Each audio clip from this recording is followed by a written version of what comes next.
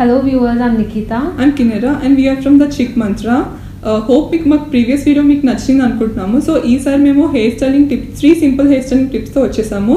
So నీతో start చేద్దామా? Yeah, let's get started.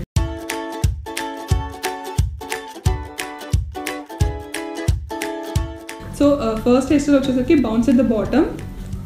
Before starting, we always have to use a heat protectant to protect our hair from the heat which will be generated from the hair straightener.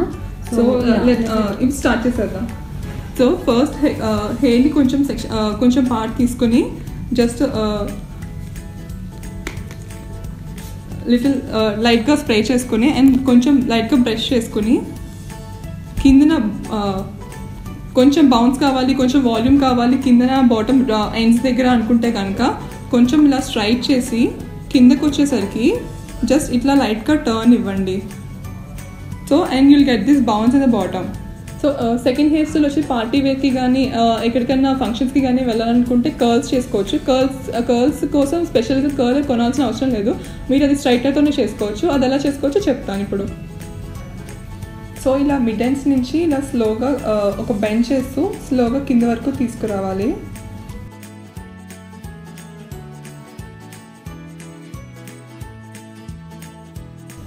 Like this. Curls వచ్చినాయి కదా, ఈ curls hair style వచ్చి పార్టీస్కి వాటికి చాలా బాగుంటుంది.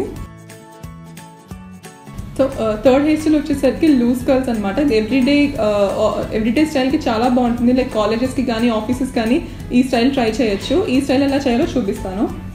So ఇది కొంచెం కింద నుంచి తీసుకొచ్చి ఇలా స్లోగా బెండ్ చేస్తూ అండ్ స్లోగా కింద వరకు తీసుకురావాలి. అండ్ దీనికి కూడా కర్ల్ అవసరం లేదు, స్ట్రైట్నర్ ఉంటే చాలు. స్ట్రైట్నర్తో కూడా చేసేసుకోవచ్చు లూజ్ కర్ల్స్. ఇది లూజ్ కర్ల్స్. సో ఈ హెయిర్ స్టైల్స్ అన్నీ ట్రై చేసి చెప్పండి మాకు ఎలా ఉన్నాయో. And please do let us know your views. ఈ వీడియో కనుక మీకు నచ్చినట్టయితే Please do like, share, comment and subscribe to our channel The Chick Mantra.